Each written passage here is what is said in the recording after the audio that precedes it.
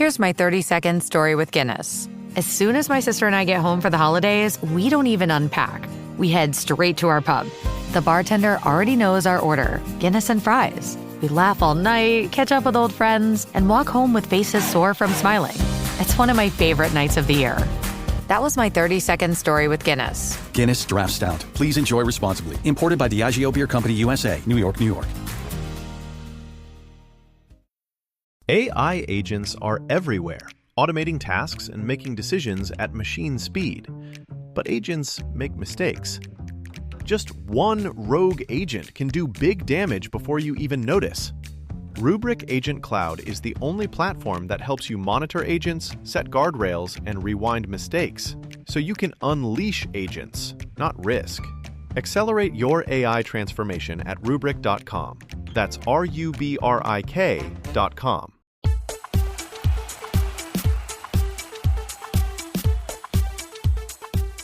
You're listening to 1865, the Nottingham Forest podcast with Rich Ferraro.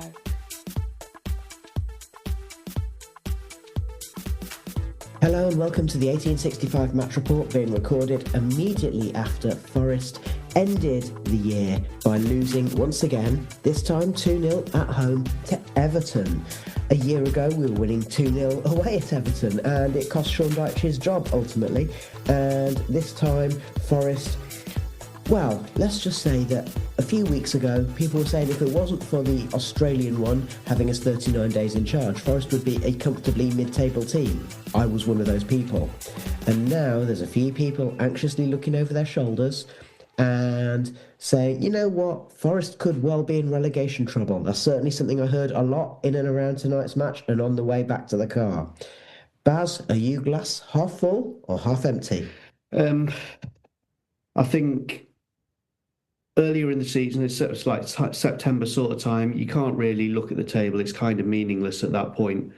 But now we are exactly at the halfway point of the season and we're just above the relegation places and the table has meaning now. It's not made up anymore. And I've seen a few statistical analyses basically saying from this point to the end of the season, you get a couple of teams that move by 2 or 3 places. You maybe get one team that moves by 5 places.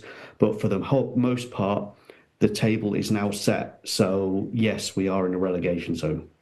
And just to put some flesh on the bones of that, yes, it's halfway through. 19 games played, won 5, drawn 3, lost 11, and 18 points. And if we replicate that form and end up on 36 points at the end of the season, most seasons is just about enough to avoid the drop. Is that a risk you're willing to take, Baz? I can't remember what I said at the start of the season, my exact prediction, but I definitely said we're going to struggle this season. It's going to be tough, but I would take a bottom half of the league finish, even just above the relegation zone, and doing very, very well in the Europa League. And it looks like that's probably the best we can hope for. Well, I mean, I recall saying that when we had a certain manager come in after Nuno left, because that's what he did the season before. I didn't expect a change of manager would lead us to have the same aspirations, to be perfectly honest. For the record, I say at the time of recording on the evening of Tuesday the 30th of December, West Ham are 4 points behind us, also on 19 games. But Forest have got Villa coming up. Villa have been absolutely spanked tonight by Arsenal. And then West Ham at the weekend are playing Wolves, who finally got a 3rd point. But then Forest play West Ham. So if the matches go the way that most people would predict, that means that that game could see Nuno's current team leap ahead of Nuno's former team and take their place. And so basically, so Forest would take West Ham's place in the relegation zone. Is that something you're worried about? Yeah, because I don't think West Ham are very good and I don't think Nuno's the right manager for them. But if ever they wanted any motivation for winning a game, I think it's all laid out on a plate for them. Okay, so just to come back to tonight's match, So it was Jimmy Garner who returned to haunt Forest. He scored a goal in the first half and made the second in the second half. Good old Dr. Forest coming to write a prescription for Tieno Barry once again, as he was able to get his second goal in an Everton shirt, and the first one was also against us. The lineup, we had Big Bad John in goal. We had a change at fullback. So Nico Williams was playing at right back and Alex Zinchenko came in at left back. So Savona dropping out. Milenkovic and Murillo. We had across the middle of the park, Anderson and Dominguez, Gibbs White playing in the 10, Hutchinson and Hudson-Odoi on the wings, and Jesus up front. And bearing in mind that at the weekend we were saying about how Forest's tactic to kind of contain Man City was to basically play those five midfielders, but play them as a five rather than as a 4-2-3-1 or any other combination of that. And that's basically what Everton did to us today, isn't it? Yeah, especially the first 15 or 20 minutes, they totally stifled out, completely won the midfield battle. They had total control of the centre of the park, and they stopped us playing until we made an actual shape change and went to more of a sort of 4-1-4-1 kind of thing, where Dominguez was playing a little bit further forwards with Anderson playing at the base. And that's one of the things that quite annoyed me, because when we made that change and we started actually being able to string some passes together and hold possession a little bit, I was like, actually, they're very good at defending, but we should be able to get through these. And even though we made the tactical change to improve how we held the ball, we didn't really step up beyond that. Yes, so just for the record, Forest did end the match with 70% possession, but as we all know, there's only one statistic that counts. Everton are beset by injuries. They've also got players out at AFCON, and in today's match, Jack Grealish did come off the bench because he must have, basically he took a Barocca and came on in the second half. But what we saw was Ghana basically playing at the base of their midfield quite a lot of the time. Irabunum was basically 6 inches taller than Nico Dominguez, and that meant that he was able to shield the ball basically by using his upper body. And Irabunum's a very physical midfielder, and that kind of nullified. I mean, Dominguez didn't have a terrible match, but he just wasn't able to be effective. And then Merlin Rull, who is more of a number 8, was playing right up against Anderson, so he was effectively playing as their number 10.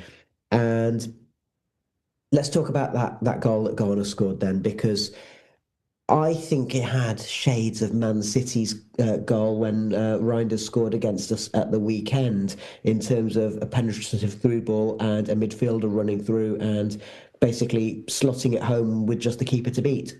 Yeah, they basically their incisive pass basically cut us to pieces and exposed the space that they then used to score against us.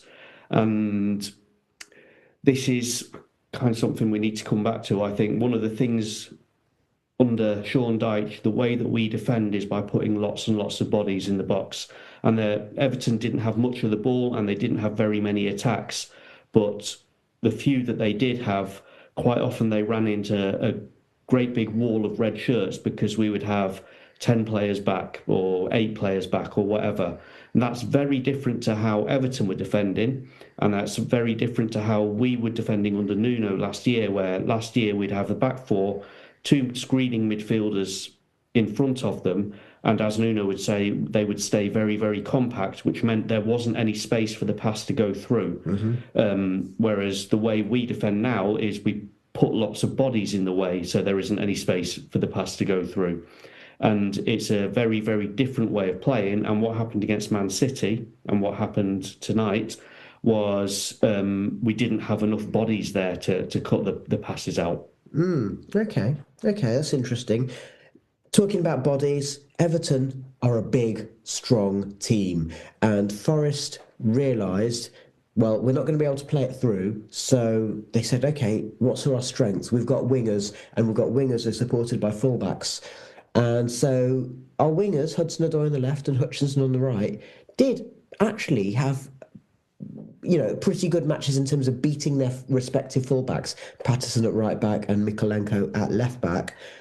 But I thought the quality of the cross was one of the things that I mean, is that a lack of quality? Is that a lack of confidence, or is it just fatigue? I think part of it is a lot of the crosses were getting towards the byline and then putting in a high cross, and you're not going to beat Tarkowski and was it O'Brien? O'Brien. Yeah, in the air, where especially, I mean, we've been saying for weeks that Igor Jesus is winning headers that he has no right to win, but today he wasn't winning them because they were just that much bigger than him.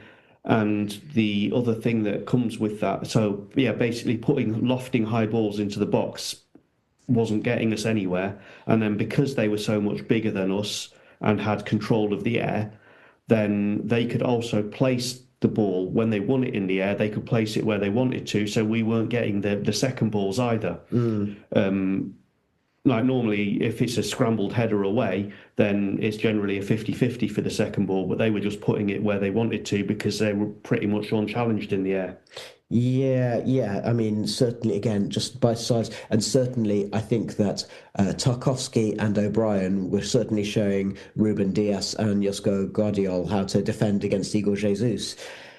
Worth making mention of the couple of chances that Forest did have. So the most notable one was a free kick from about between 25 and 30 yards out, which Alex Zinchenko had a go with his left foot. It was a decent effort, but perhaps didn't quite have enough power, which meant that Pickford was able to get across, palm it over with both hands. It was, I would say, a good but relatively comfortable save for the England goalkeeper. And then the other one, which was a good chance, was again, because we weren't getting any change from the types of crosses we'd played so far, Nico Williams played more of a diagonal, and Callum Hudson-Odoi stole in at the back post and then just completely got everything wrong. I think his right-sided bias meant he wanted to try and almost hit through it with his laces at the back post so that he'd score at the near post. And you realise that wasn't going to happen, got his feet wrong, and then it ended up just kind of scuffing off his left foot. I was pretty disappointed with that, to be honest. Yeah, it ended up as like just trickling wide of the post when it was a very, very good chance to, and I'm pretty sure he's disappointed with it as well. Absolutely. So it ended 1-0 at half-time. The 1865 Match Report. This episode is brought to you by State Farm. Listening to this podcast? Smart move. Being financially savvy? Smart move. Another smart move? Having State Farm help you create a competitive price when you choose to bundle home and auto. Bundling, just another way to save with the Personal Price Plan. Like a good neighbor, State Farm is there. Prices are based on rating plans that vary by state. Coverage options are selected by the customer. Availability, amount of discounts and savings, and eligibility vary by state. You're listening to 1865, the Nottingham Forest podcast. Now, Baz, in the second half, during the break, we saw Dougie Luiz training separately from the other subs and being put through his paces. So no surprise at all that he came on, and no surprise at all it was for Nico Dominguez. And I have to say that for the first half of the second period of the match, I would say that actually it did make a difference. It put a bit of pep in Forest's step and added a slightly different dimension to their play, because Dougie dropped into that number 6 role, allowing Anderson to play as a number 8 again. But crucially, he does it in a very different way to the way that Anderson does. Yeah, so the key things that I noticed, so one, his passing is Anderson likes to run with the ball. And he does put in a decent pass, but it tends to be like an incisive, try and cut through the defence kind of pass. Whereas Dougie's much more like, let's keep possession, let's find someone who's in space kind of passing. But the big difference was that when Forest were in possession and attacking, he would then drop back into and become like a third centre-back, which then gave our fullbacks freedom to go forwards much more. Whereas Anderson would also end up joining the attack, so at least one of the fullbacks would hesitate about bombing forwards. But as our attacks needed to come from the wings, Dougie doing that gave us some extra numbers out wide. In terms of toiling away, I mean, Dougie did actually have a couple of efforts from outside the box. There was one that was basically, a fairly comfortable gathering by Pickford. There was another one which he hit wide. There was an effort by Igor Jesus where he was in the middle of the box and he ended up snatching at it slightly, so it went slightly wide. No real danger to the Everton goal. I think people thought it was closer than it was. And then quite a few efforts which were blocked. Similar kind of vein. Everton having people in the right place at the right time, and also worth pointing out that there was an effort by Garner on the break, and he cut across the ball from the left-hand side of the box, as we saw him do in a red shirt, actually. But we were in a perfect position to see it was fading away. So I think the Everton fans would have had every right to get a bit excited, but actually it was always going to miss the target. And the other thing I want to say is that I think there was only one yellow card in the match, and I have no idea what it was given for, because it's Dougie Luiz tangling, I think, with Irabunum, and I don't know if it was for the foul or if it was for... He does have a bit of a gob on him. Officially it was for a bad foul, but it didn't look any worse than anything else, so it was a bit of a soft one, so maybe there was something going on there. I'll also just say it was Michael Oliver, the referee. He let lots of things go, but he let lots of things go pretty equally, I think. And then after complaining about the referees the other day, I think actually we had a few decisions go in our favour that probably shouldn't have gone in our favour. Yeah, broadly speaking, I'd say we had the rub of the green there. Okay, so Forest had to change something else, and Igor, frankly, looked knackered. He wasn't getting anywhere against O'Brien and Tarkowski, and so not a big surprise he was taken off. Taiwo Awoniyi was chosen as the striker to replace him. Now, I'm going to fast forward a little bit because there were two moments that Taiwo had in the box. One was he was in the inside right channel, the ball came across him, and he had to try and cut across the ball to try and divert it in at the near post. And it was just a P-roller in the end. And then there's another one where there was later on in the match, quite late on, Gibbs-White fizzed a ball across, and Williams fizzed a ball across. And Taiwo, his positioning wasn't quite right, which meant he ended up having to try and almost step backwards to try and get it, and it looked very, very clumsy. Now, we've always known that Taiwo is a very clumsy striker, but the thing that there's a lot of opprobrium around us in the City ground. Was that fair? I don't think... yes and no. He's obviously not fit, and he's obviously short on confidence, because it's like months and months since he's last scored a goal, and it's nearly a year, and 2 years since he went on a streak of scoring goals, and obviously that's a lot of that's down to injuries, and then getting shut out of the team by Chris Wood, and then more injuries and all that sort of stuff. But that's kind of the problem, is at the moment we can't afford to carry someone who's short on confidence and give them the time to build up their confidence and their fitness, because as we said earlier, we're just above the relegation places, so we need goals straight away. Yeah, I mean, my mitigation, if we're going to, let's have both sides of the argument, is that we all know that Taiwo is clumsy and the ball doesn't stick to him very well, but what we also know is that his physicality gave the defenders something slightly different to worry about, and also the reason he's got a good goal-scoring record despite being clumsy is because he tends to know where to be. And on both of those occasions, he knew where to be. It's just that it didn't quite come off in the way it would have done if he was sharper and had more minutes under his belt. Yeah. But it's that classic thing, isn't it, about... it's that classic thing about a striker who needs minutes to get up to speed, but we can't afford to let him get those minutes. The other thing, what some people may say is Callum Wendo appears to be the type of striker who knows where to be in the box. So why not give him a chance, because he doesn't have the fitness issues at the moment. Yeah, and obviously that's going to be the argument. We had two strikers on the bench. Sean Dyche said, like, I see them every day, and therefore we made a decision to go with Taiwo.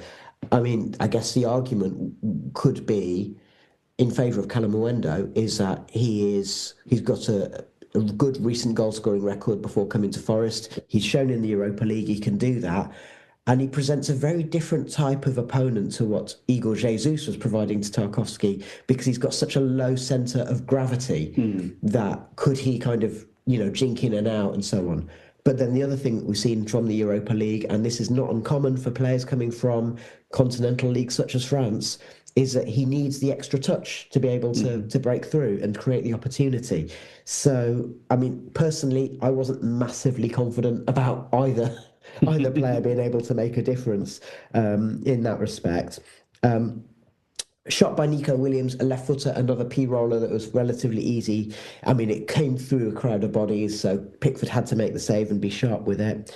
And then the second substitution, which was... the third substitution, but the second during the half, which was Bakwa replacing Hudson-Odoi. And Bakwa, fair play to him, he looked like he was lively, he was pacey, he's ready to make an impact. He certainly put in more decent crosses than Hudson-Odoi managed, I would argue, and created, so there are more balls fizzing across the box. And I suppose the big chance came when we were already 2-0 down, because it was a fizzer across the box. Gibbs White was herring in at the back stick, one of those where he's throwing himself at the ball at the back stick, but didn't manage to get there.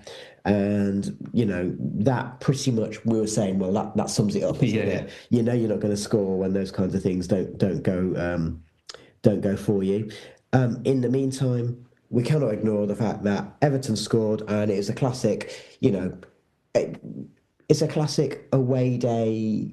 Let's hit him on the counter, smash and grab, call it what you will. And what it was is that Garner basically managed to get himself one-on-one against Murillo. Murillo was on his wrong foot. Garner cut back against him, which meant that Murillo was turning the wrong way. Played the ball through to Barry, who found himself in space and made no mistake. And at that moment, with 12 minutes to go, quite a lot of people decided to leave. And I think we all knew, didn't we, that it was going to end 2-0? Yeah. Well, actually, I had a suspicion it would be 3.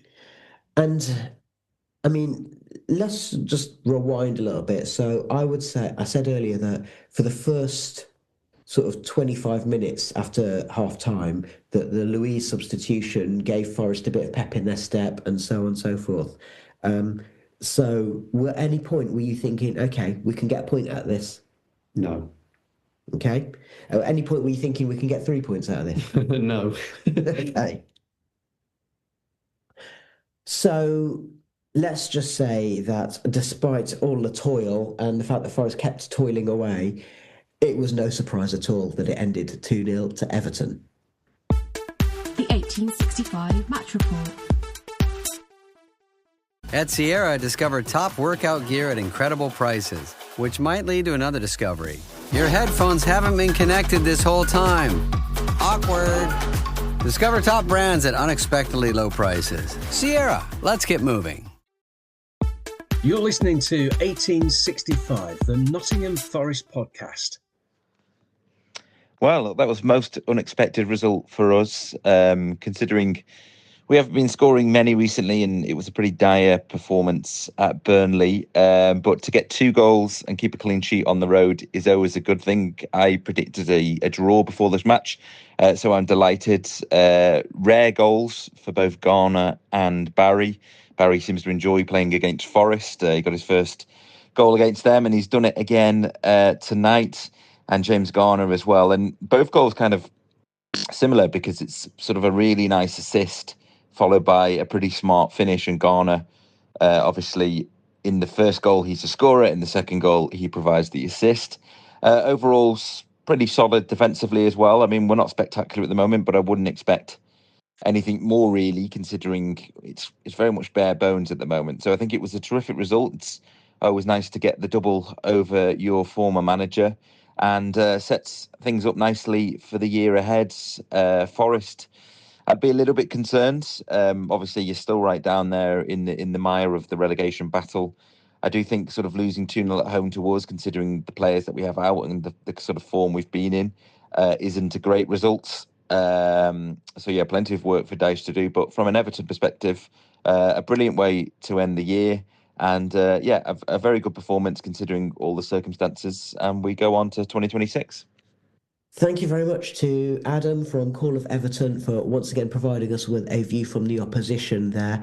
Now, Baz, let's just come back to where we started, really, with a bit of a think about the situation that Forest are in, and also tactically. I think what was interesting is that Sean Dyche, he did say in his post-match interview that it's a reminder that there's work to do, and he was talking a lot about the fact that he knew right from the start of the season that Forest had overachieved last season, and he also made the point quite a lot of times that, we need somebody to step up and make the difference. And that was really noticeable today. There's a lot of kind of ponderous play around the box where no one was quite feeling able to make a decisive pass or have a shot, or we were very shot shy. Well, and the other thing is, what I noticed is, as you say, we had to go down the wings because Everton had the centre completely sealed up. So say the ball would get to Hutchinson would do his thing, turn the fullback inside out, so they would double up on him. And that's what you'd expect. Mm-hmm. Now, the point of someone doubling up on you is that then leaves a space somewhere else on the pitch. So Hutchinson would play it back to Anderson or whoever was behind him, and we'd play it across the back four. There was a lot of left and right passing. But by the time it had reached the other wing, the space had gone because we were so slow moving the ball across that we couldn't take advantage of the fact that we'd taken one of their defenders out of the play. Mm-hmm. So what's the solution to that? We're going to be playing Aston Villa, who will be smarting after, having such a great run unceremoniously ended by who they thought they were going to be their title rivals and may still be. So Villa, they've shown in recent matches that they can get results even when they're not playing that well. What's it take for Forest to, and what's gone wrong? Is it fatigue? Is it that these players have played too many matches? Is it too many players carrying injuries?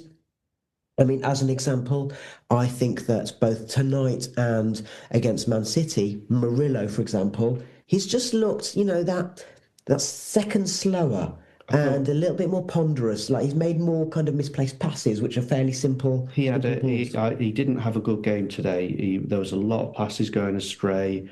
There was a lot of just getting caught out when like he might make the tackle and then lose the ball straight after, and so on. He didn't have a good game, and it did, especially the fact that he was misplacing so many simple passes. I was wondering if he was carrying like a thigh injury or something like that that's just putting his leg off. Mm-hmm. And I thought there were a lot of players who looked a little bit off. I mean, worth pointing out that Nico Williams was on one leg at the end. I was surprised that he wasn't taken off for Savona, bearing in mind that I think it was a knock rather than a pulled muscle or anything. But he wasn't running for a good part of the second half. Yeah, there's one moment where Milenkovic was like urging his team to get forward. He's on the ball, approaching the halfway line. He's looking either side and saying to his fellow defenders, like, get forward. We could hear him shouting it, get forward. And Nico was to his right-hand side, and he couldn't. He literally couldn't. So coming back to what Dyche said as well, there's one thing that he said, which was, if you don't manage to get things to operate in your favour, don't lose the game if it's not your day to score. And that's something that I think has really cost us. When we've not been winning, well, let's put it another way. this saying is, if you're not going to win, then make sure you don't lose. And we've really not been very good at that. And the days that we've not scored, we've not looked anything like we're going to score, and we've not scored in half of our league matches. And this is the reason I was talking earlier about how we defend in numbers is I've been thinking about it, and I think actually defensively we're as bad as we've been. We've not improved since the Australian was in charge, really. The times we've kept a clean sheet is when we've not been threatened that much. But the fact that we rely on numbers to defend means that when we do pile forwards, which we do much more than we used to under Nuno, say, it means that we don't have those numbers there to defend, so we get cut open very, very easily. And it's almost like Dyche has this reputation for being organised and well drilled and everything, but I don't feel we don't look well drilled. I still think that they're not fit enough. So that, again, all of the kind of pre-season fitness work, we know that Nuno was unhappy with pre-season, so that's not a good start. And then we also know that, it's very apparent, isn't it, that training under the Australian was not what it should be for a Premier League team. And we saw that from the lack of running on the pitch, and also the amount of muscle injuries we picked up during that time. And of course, the fact that Yatesy and Morgan have said we're doing more running, and actually they're saying it not in a, oh my God, we're doing more running. It's like, actually, we're quite enjoying it. We're quite enjoying getting up to speed with the Premier League. So that's something. So again, I think that actually, if we do survive this season, then we'll look back on this period between September and the new year as basically being pre-season.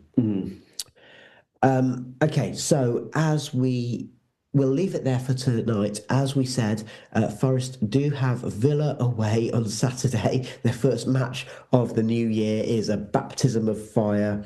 And then it's next Tuesday, West Ham away, and then Wrexham away. So 3 away matches that could be pretty hurtful in various different ways. And then, as if to rub salt in the wounds, after a little break, then it's a home game against Arsenal, who are flying at the top of the table. So we're going to leave it there for tonight, and we're going to say thank you to Baz, thank you very much to Adam from Call of Everton, and thank you for listening and sticking with us throughout 2025. And we wish you a happy new year, and come on, you Reds. You've been listening to 1865, the Nottingham Forest podcast. If you like what you hear, please subscribe and leave us a review. It helps other listeners find our content.